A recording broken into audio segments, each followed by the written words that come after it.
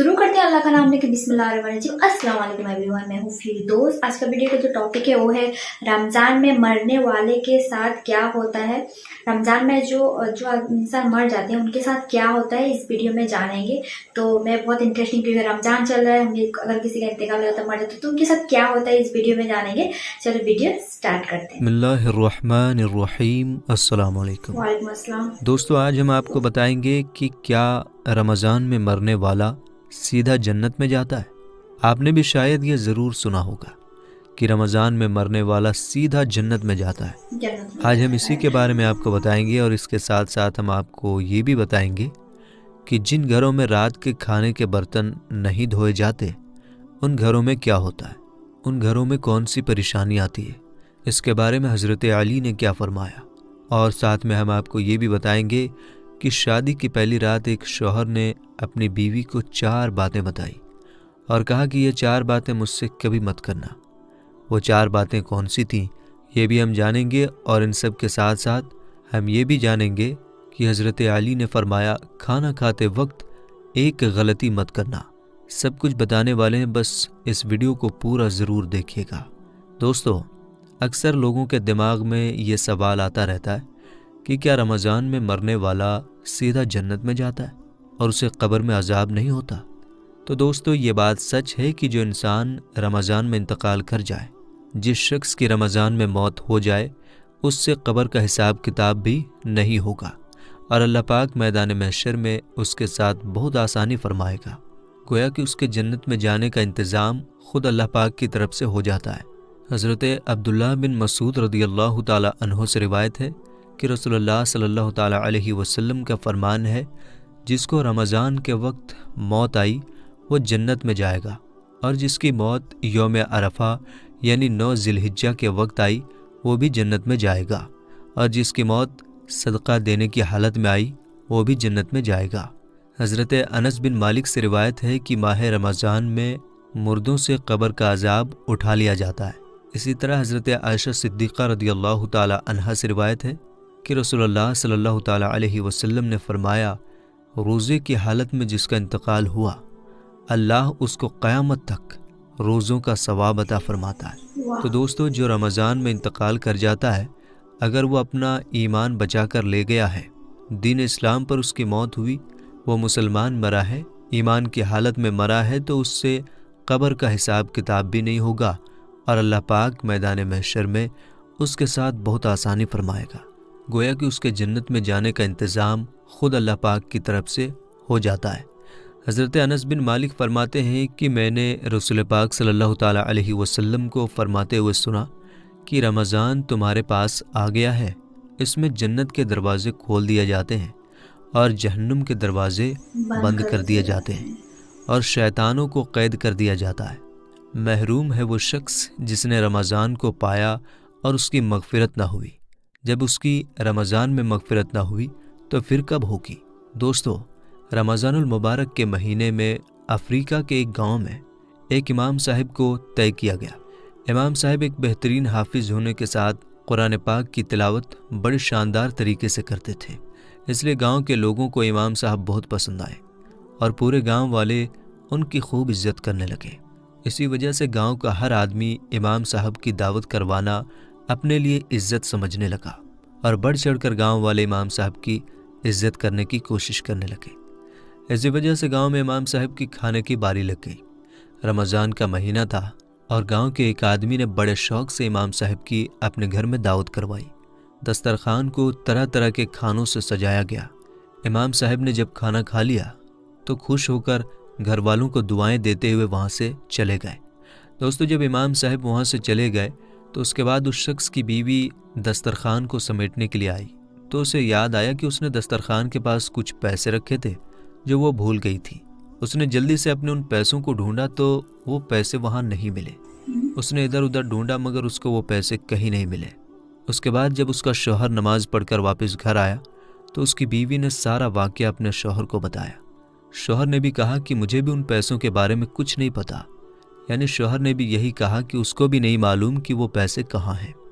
थोड़ी देर गौर करने के बाद उन्होंने सोचा कि आज इमाम साहब के अलावा हमारे घर में कोई नहीं आया اور اس گھر میں ہمارے سوائے ایک دودھ پیتی بچی ہے، اس لیے ہونا ہو ان پیسوں کو ضرور امام صاحب نے اٹھائے ہوں گے اور وہی ان پیسوں کو چرا کر لے گئے ہوں گے۔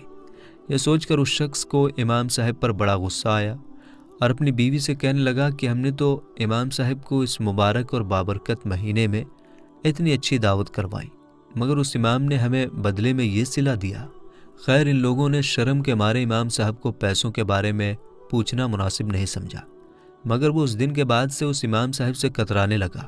دوستو، اس واقعے کو پورا 1 سال بیت گیا۔ پھر رمضان کے مہینے میں اسی گھر میں امام صاحب کی دعوت کی باری آ گئی۔ شوہر نے بیتے رمضان کے واقعے کو سامنے رکھتے ہوئے بیوی سے مشورہ کیا کہ ہم اس بار امام صاحب کی دعوت نہیں کریں گے، مگر اس کی بیوی اچھی تھی، وہ اپنے شوہر سے بولی کہ ہو سکتا ہے امام صاحب کی اس دن کوئی پریشانی یا مجبوری رہی ہوگی، اس لیے انہوں نے وہ پیسے اٹھا لیے ہوں، ہمیں ان کو معاف کر دینا چاہیے اور اس بار بھی ان کی دعوت کرنی چاہیے۔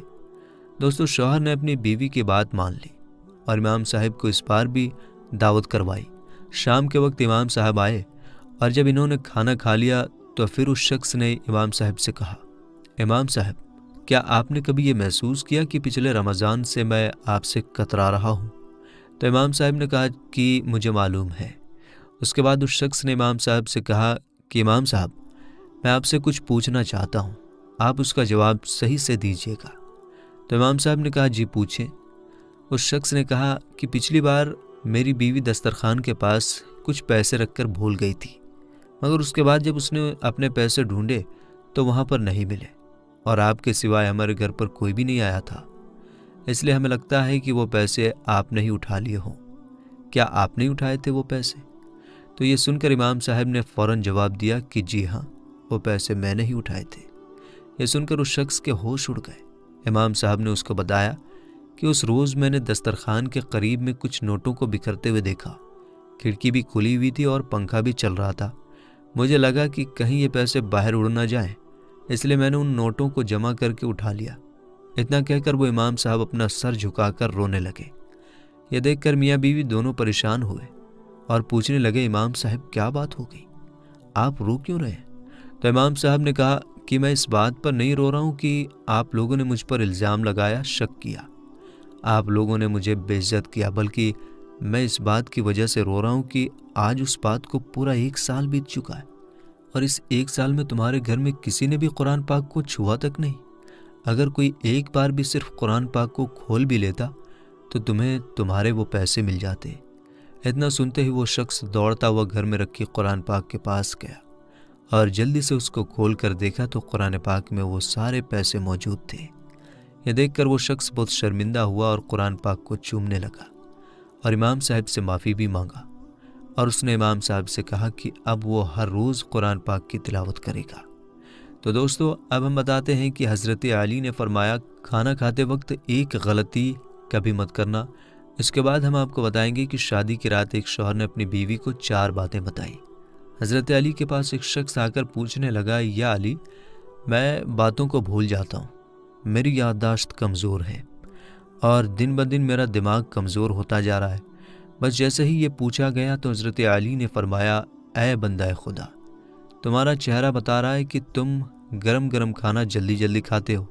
یاد رکھنا، جو انسان گرم گرم کھانا جلدی جلدی کھاتا ہے تو اس کا دماغ کمزور ہو جاتا ہے اور جسمانی بیماریاں وجود پر اختیار رکھتی ہیں اور یوں وہ باتوں کو بھولنا شروع کر دیتا ہے۔ تو وہ شخص پوچھنے لگا، یا علی، میں کس طرح سے کھانا کھاؤں جس سے میرے دماغ اور جسم کو صحیح فائدہ ملے؟ تو حضرت امام علی نے فرمایا، کھانا کھانے سے پہلے اللہ کا نام لے کر کھایا کرو، کھانا بیٹھ کر کھایا کرو، سیدھے ہاتھ سے کھایا کرو، اور کھانا ٹھنڈا کر کے چھوٹے چھوٹے نوالے توڑ کر منہ میں ڈالا کرو اور خوب چبایا کرو، اور کھانا کھانے کے فوراً بعد پیٹ بھر کر پانی نہ پیا کرو۔ یاد رکھنا، اللہ نے رزق میں شفا، برکت اور رحمت کو پوشیدہ کیا۔ جو انسان صحیح طرح سے کھانا کھاتا ہے اور کھانے کے بعد اللہ کا شکر ادا کرتا ہے تو وہ کھانا اس کے جسم کے لیے شفا بھی بن جاتا ہے اور دوا بھی بن جاتا ہے اور برکت اور رحمت کی ضمانت بھی بن جاتا ہے۔ تو دوستو، اب ہم آپ کو بتاتے ہیں کہ شادی کی پہلی رات شوہر نے اپنی بیوی کو 4 باتیں بتائی۔ ایک شوہر نے پہلی ہی ملاقات میں اپنی بیوی کو یہ نصیحت کی کہ میری زندگی میں آئی ہو تو ان 4 باتوں کا دھیان رکھنا۔ نمبر 1، مجھے آپ سے محبت ہے، اس لیے میں نے آپ سے شادی کی۔ اگر تم مجھے پسند نہیں ہوتی تو میں نکاح کے ذریعے تمہیں اپنے گھر میں نہیں لاتا، اور میں ایک انسان ہوں، فرشتہ نہیں۔ اگر مجھ سے کبھی کوئی غلطی ہو جائے تو صبر کر لینا اور چھوٹی موٹی باتوں کو نظر انداز کر دینا۔ نمبر 2، مجھے ڈھول کی طرح نہ بجانا۔ بیوی نے پوچھا اس کا کیا مطلب؟ شوہر نے کہا کہ اگر میں غصے میں ہوں تو مجھے اس وقت کوئی جواب نہیں دینا۔ دوستو، اگر مرد غصے میں ہو اور عورت نظر انداز کر جائے، یا پھر عورت غصے میں ہو تو مرد نظر انداز کر جائے، تو یہی بہتر ہے۔ دونوں کا ایک وقت میں غصہ کرنا، غصہ ہونا ایسے ہے جیسے ایک رسی کو دونوں طرف سے کھینچنا۔ اگر ایک رسی کو دونوں طرف سے کھینچا جائے تو رسی ٹوٹ جائے گی، اور اگر ایک طرف سے رسی کو ڈھیلا چھوڑ دیا جائے۔ اور نمبر 4، دل ایک ہے، یا تو اس میں محبت رہ سکتی ہے یا تو نفرت۔ ایک وقت میں دونوں چیزیں دل میں نہیں رہ سکتی۔ اگر زندگی میں میری کبھی کوئی بات بری لگے تو اسے دل میں نہیں رکھنا۔ تو دوستو، اب ہم آپ کو بتاتے ہیں کہ جن گھروں میں رات کے کھانے کے برتن نہیں دھوئے جاتے، ان گھروں میں کیا ہوتا ہے۔ اس کے بارے میں حضرت علی نے کیا فرمایا۔ ایک بار حضرت علی کے پاس ایک عورت حاضر ہو کر کہنے لگی کہ یا علی، آخر میری کون سی عادت ہے جس کی وجہ سے میرے گھر میں پریشانیاں آتی رہتی ہیں، ختم ہی نہیں ہوتی؟ تو حضرت علی نے فرمایا، اے عورت، تیری ایک عادت نے تجھے پریشان کر کے رکھا ہے۔ تو وہ عورت کہنے لگی، یا علی، کون سی عادت؟ تو حضرت علی نے فرمایا، تم رات کو سونے سے پہلے کھانے کے برتن ایسے ہی چھوڑ دیتی ہو۔ یاد رکھنا، جو انسان کھانے کے برتن صاف کیے بغیر رات کو ایسے ہی چھوڑ دیتے ہیں تو شیطانی جن میلے برتنوں کی مہک کو سونگھتے ہوئے اس گھر تک آ پہنچتے ہیں، اور یوں اس گھر کے لوگ آپس میں لڑنے جھگڑنے لگتے ہیں، نفرت کرتے ہیں، اور گھر کا سکون اور برکت ختم ہو جاتی ہے۔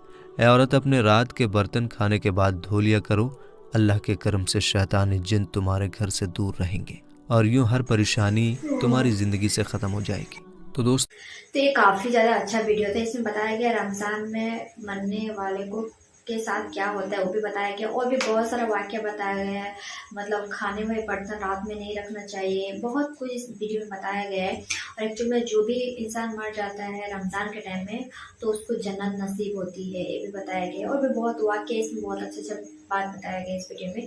تو آئی ہوپ آپ کو یہ ویڈیو اچھا لگا۔ اگر ویڈیو اچھا لگے تو چینل کو سبسکرائب کر دینا، ویڈیو کو لائک کر دینا۔ السلام علیکم۔